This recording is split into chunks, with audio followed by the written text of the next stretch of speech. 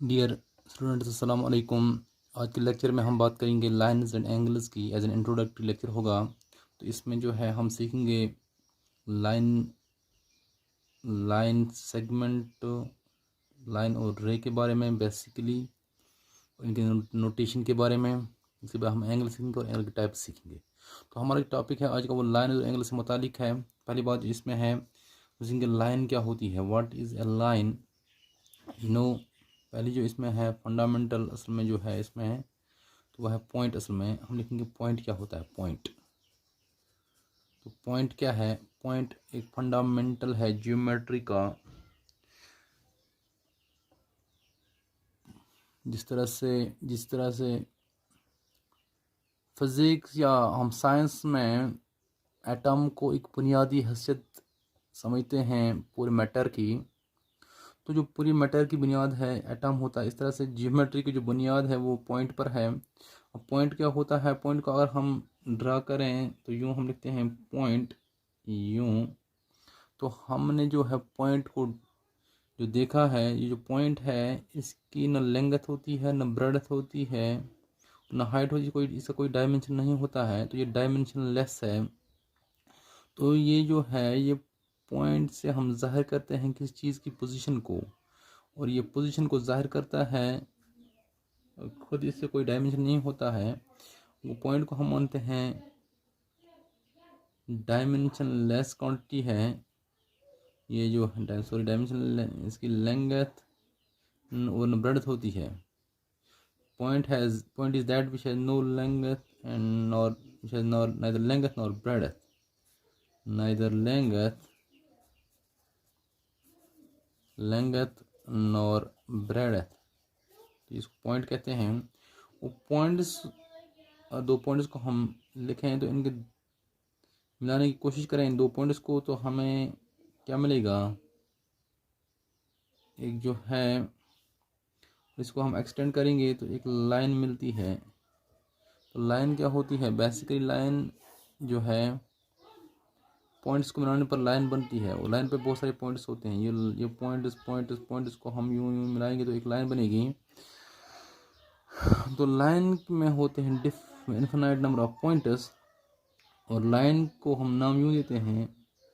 Point को हम नाम कैसे देते हैं, पॉइंट को हम लिखेंगे एक पॉइंट है, एक पॉइंट बी है, ये पॉइंट ए है, ये पॉइंट बी है। तो पॉइंट्स को हम कैपिटल लेटर से नाम देते हैं पॉइंट्स ए, बी और सी। अगर पॉइंट सारे एक लाइन पर आते हैं हम कहते हैं कोलिनियर पॉइंट्स। तो ये जो है हमारे पास लाइन पे जो पॉइंट्स हैं वो सारे होते हैं कोलिनियर। अगर लाइन पे दो पॉइंट्स ले लेंगे हम, एक पॉइंट ए है, एक पॉइंट बी है, और इस वाले पोर्शन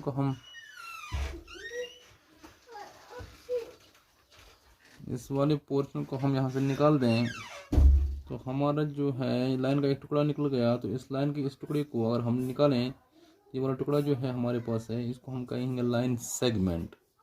लाइन सेगमेंट और लाइन में ये फ़र्क है, लाइन का कोई एंड पॉइंट नहीं होता और लाइन सेगमेंट के दोनों एंड पॉइंट होते हैं। तो लाइन को हम, अगर हम लाइन ए बी को लिखें तो हम यूँ लिखते हैं, इसके ऊपर एरो लगाते हैं दोनों तरफ से, तो ये लाइन ए बी कहलाएगी। और लाइन सेगमेंट को जाहिर करने के लिए हम लिखते हैं लाइन सेगमेंट यूँ ए बी लिखते हैं। तो ये लाइन ए बी है। इस तरह से अगर हमने लाइन का एक टुकड़ा यूँ निकाल दिया ए, तो हमने इस पोर्शन को निकाल दिया जिसका एक एंड पॉइंट, एक इनिशियल पॉइंट होगा, फाइनल पॉइंट नहीं होगा। तो इस वाले पोर्शन की लाइन के इस पोर्शन को जिसमें इनिशियल पॉइंट दिया गया हो, फाइनल पॉइंट नहीं है, या ऐसे निकाला हमने ए बी, तो इसको हम कहते हैं रे। तो ये रे ए बी है। रे ए बी का है, एक तरफ से इनफाइनाइट है इसकी लेंथ और एक तरफ से फाइनाइट इसका है एंड पॉइंट है। एक एंड पॉइंट है इसका और दूसरा एंड पॉइंट नहीं है। सो हम इसको बोलते हैं रे। यहाँ पर जो पॉइंट है ये है कोई point on the ray. If B is the point on the ray, A is the initial point on the ray, but the final point is no longer known. तो इसको हम कहते हैं रे ए बी। यहाँ पर आप देखते हैं तो ये है लाइन सेगमेंट, इसके दोनों एंड पॉइंट्स मालूम हैं। तो ये इसकी फाइनाइट लेंथ होती है, इसकी इनफिनाइट, इसकी भी फाइनाइट लेंथ नहीं होती है, कोई डेफिनेट लेंथ नहीं होती है। तो ये यहाँ पर कोई डेफिनेट लेंथ नहीं होती है। तो इस तरह से हमने क्या सीखा, लाइन सीखा। लाइन है, लाइन जो है पॉइंट से मिलकर बनती है। Points, when points are joined together to form a line. Line has no definite length, no end points, end points नहीं होते हैं इसके। line segment is a part of line, line segment, part of line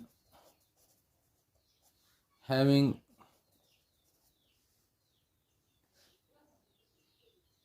both the end points, points होंगे इसके। Line segment यूँ लिखते हैं हम, लाइन को हम जाहिर करते हैं, और लाइन ए बी जाहिर करना है तो यूँ लिखते हैं line A B. Line segment A B होगा तो यूँ होगा। लाइन यूँ लिखते हैं हम लाइन को, लाइन पे 2 पॉइंट्स ले लो, कोई भी 2 पॉइंट्स ले लो, ए और बी, तो इसको हम नाम देते हैं ए बी। यूँ लाइन सेगमेंट के लिए भी आम नाम देते हैं ए बी ही, लेकिन ऊपर लिखेंगे हम ये सेगमेंट, और यहाँ लिखेंगे लाइन ऊपर छोटी सी एरो दोनों तरफ से। जैसे रे को जाहिर करना होगा तो रे is a part of line, part of line ये भी होता है लाइन। इसका एंड पॉइंट एक होगा, इनिशियल पॉइंट इसका होगा और फाइनल पॉइंट नहीं होगा। Initial point and no final point at all, only one end point, only one end point होगा इसका। तो रे आर यूँ है, हमने लिखा ए और यहाँ कोई पॉइंट बी है इसके ऊपर, तो हम लिखेंगे इसको डिनोट बाय, इसको डिनोट करते हैं हम रे ए बी, यूँ लिखते हैं। तो इस तरह से हमने 3 चीज़ें सीखी नोटेशन की, line A B, line segment A B और रे ए बी।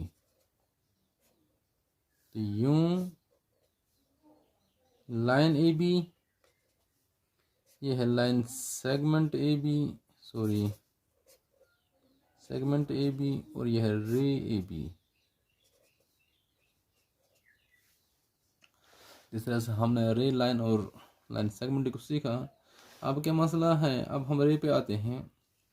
रे का एक इनिशियल पॉइंट होता है, एक फाइनल पॉइंट होता है, और हम 2 रेज को लेंगे। एक है रे हमारे पास ए बी, हम अब सीखेंगे एंगल क्या होता है, एंगल क्या होता है। हम 2 रेज को ले लेंगे, एक रे है ए बी, एक रे है दूसरी हम लेंगे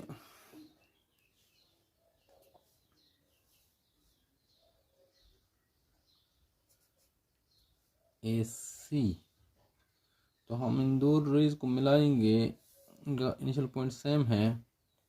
हमने ए बी को यहाँ लिखा, ए बी को इनिशियल पॉइंट इनका हमने ज्वाइन किया, तो यहाँ पर जो दूसरी रे मिलेगी हमें ये वाली ए सी है। तो इनको मिलाने से हमें जो ये बना, ये इसको हम कहते हैं एंगल, इट्स कॉल्ड एंगल। वो 2 rays originating from the same initial point form an angle. तो एंगल कब बनता है, जब 2 रेज ओरिजिनेट करेंगे from the same initial point. इनके वो 2 rays originating from the common initial point, same initial point form an angle। Angle तब बनता है जब दोनों रेज एक ही एंड पॉइंट से, सेम या कॉमन एंड पॉइंट लिखेंगे हम, कॉमन एंड पॉइंट लिखेंगे, एंड पॉइंट एक ही एंड पॉइंट से दोनों रेज निकलती होंगी, तो वो रेज जो दोनों एंगल वो एंगल बनाएंगी। तो एंगल को हम नापते कैसे हैं, मानो यहाँ पर एक रे थी पी क्यू, और इसी पॉइंट से दूसरी रे भी निकली पी आर। तो हमारे पास जो एंगल बना, ये बना जो है, इनके मिलाने से जो ये बनेगा वो बनेगा एंगल। और एंगल के होते हैं 3 पार्ट, हम 2 पार्ट होंगे। एक है इसको जहाँ से जिनका जो इनका कॉमन पॉइंट है 2 रेज का, इसको हम बोलते हैं वर्टेक्स,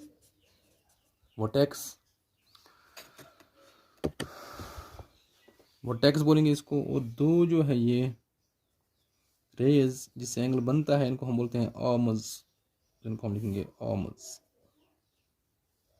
ये आर्म है और ये भी आर्म है, तो ये आर्म्स ऑफ एंगल हैं। ये जो बना है तो ये एंगल बनेगा, एंगल। तो एंगल के एतबार से हमने क्या सीखा, एक होता है इसका वर्टेक्स होता है, वर्टेक्स, और दूसरा होता है इसका ऑर्मल्स। वर्टेक्स क्या होता है,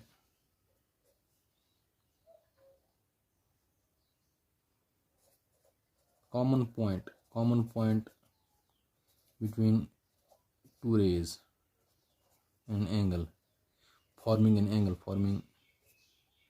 एंगल जो बनाती होंगे उनमें जो कॉमन पॉइंट होगा वर्टेक्स कहलाएगा। और वो जो है the rays in an angle या forming angle are called arms कहलाती हैं। वो जो रेज जिससे एंगल बनेगा उसको ऑर्मल्स कहते हैं हम। तो यहाँ पर हम देखेंगे, यहाँ पर वर्टेक्स जो है पी है, तो वर्टेक्स जो है पॉइंट पी है, आर्म्स जो हैं वो रेज हैं, एक है पी क्यू, एक आर्म, दूसरी आर्म है पी आर। तो यहाँ पर हम देखते हैं एक आर्म ये है, एक आर्म ये है, तो ये दोनों जो हैं बनाती हैं आर्म्स। तो हमारे पास जो है एंगल यूँ है, असल में था ये ऐसे है, ये पॉइंट पी है, ये यहाँ पर रे है पी आर और ये रे है पी क्यू, ये एंगल है, ये वर्टेक्स है, ये दो है, जो ये एक आर्म है और दूसरी आर्म ये है। इस तरह से हमारे इसका एंगल क्या होता है। अब एंगल को हम मेजर कैसे करते हैं, measurement of angle, measure of N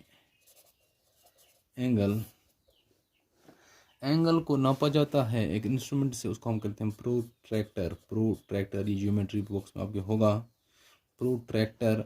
इस तरह का एक इंस्ट्रूमेंट होता है यूं वाला, इसको हम चांदा कहते हैं उर्दू में, चांदा। तो यहाँ पर इसका 90 डिग्रीज में होता है, यहाँ पर ये समय यहाँ पर हम लिखते हैं, यहाँ पर 10 0 से 10 डिग्री 20 एंड सो ऑन, ऐसे ऐसे इस पर निशान होते हैं, इसको हम बोलते हैं प्रोट्रैक्टर। तो प्रोट्रैक्टर की मदद से हम एंगल को मेजर करते हैं। तो एंगल के मेजरमेंट के हिसाब से हम एंगल की किस्मों पे आते हैं, types of angle on the basis of measurement के एतबार से, मेजर के एतबार से एंगल की किस्में हैं। नंबर 1 होता है ये वाला एंगल जिसका मेजर जो है 0 से बड़ा और 90 से छोटा होगा, ऐसा एंगल जिसका मेजर क्या होगा 0 से बड़ा 90 से छोटा होता है, उसको हम क्या बोलते हैं, तो हमारे पास जो है एंगल है, मानो ये एक एंगल है, मानो एक्स एक एंगल है। हाँ, पहले इसमें एक हम बात भूल गए, एक बात आपको कहना भूल गए हम। आपको मानो एक एंगल दिया गया है, उसको हम नाम कैसे देंगे, नेमिंग एन एंगल को हम कैसे नाम देते हैं, तो इसमें हम सीखेंगे वो बात, वो हम भूल गए थे असल में आपको कहना। और हमारे पास 2 रेज हैं, एक है ए बी और यहाँ पर एक रे है, यहाँ ए सी है, मान लिखें, हम लिखें ए बी। तो रेज 2 हैं हमारे पास, ए बी और ए सी, दोनों जो हैं इनका वर्टेक्स ए है। तो अगर हम इसको नाम देना चाहेंगे इस एंगल को, तो हमारा जो एंगल है ये है असल में बी ए सी। तो नाम देते वक्त हमारा जो वर्टेक्स है वो आना चाहिए इन मिडल में आना चाहिए नाम। 3 लेटर्स का नाम बनता है असल एंगल का। एंगल को नाम देने के लिए 3 लेटर्स हम यूज़ करेंगे जो आपके रेज में आते हैं, तीनों जो हैं लेटर्स, जो पॉइंट्स यहाँ पर हैं। लेकिन जो यहाँ वर्टेक्स है, ये वर्टेक्स आना चाहिए, वर्टेक्स जो है आना चाहिए, ये वर्टेक्स यहाँ पर ए है तो यहाँ आना चाहिए इन द मिडल, या हम और इसको यूँ भी नाम दे सकते हैं CAB। तब भी जो है वर्टेक्स हमारा जो है, ये वर्टेक्स है, ये मिडल में रहता है। तो दोनों तरह से हम इसको नाम दे सकते हैं, या CAB 3 लेटर्स का नाम है, और BAC लिखो या CAB लिखो, कोई परेशानी इसमें नहीं है। लेकिन ख्याल ये रखना है कि जो है वर्टेक्स है that should lie in the middle of the letters, 3 letters.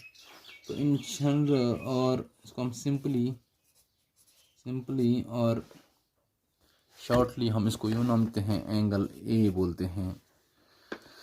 Otherwise इसका जो फुल नेम है वो है BAC।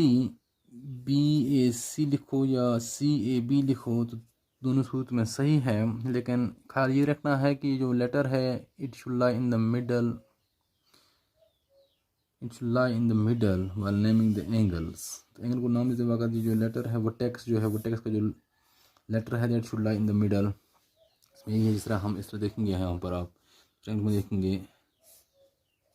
ये कोई एंगल है मानो PQ और यहाँ और है, इसका हम नाम देते हैं एंगल QPR, या हम लिखेंगे RPQ। तो दोनों सूत्र में P जो है मिडल में आ गया, या हम इनको नाम देते हैं P डायरेक्टली, एंगल P है तो ये बात ऐसी।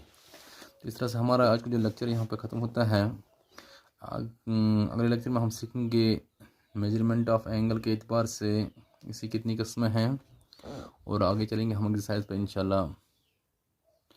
तो आज का इतना हम यहाँ पर इसको कंक्लूड करते हैं। शुक्रिया।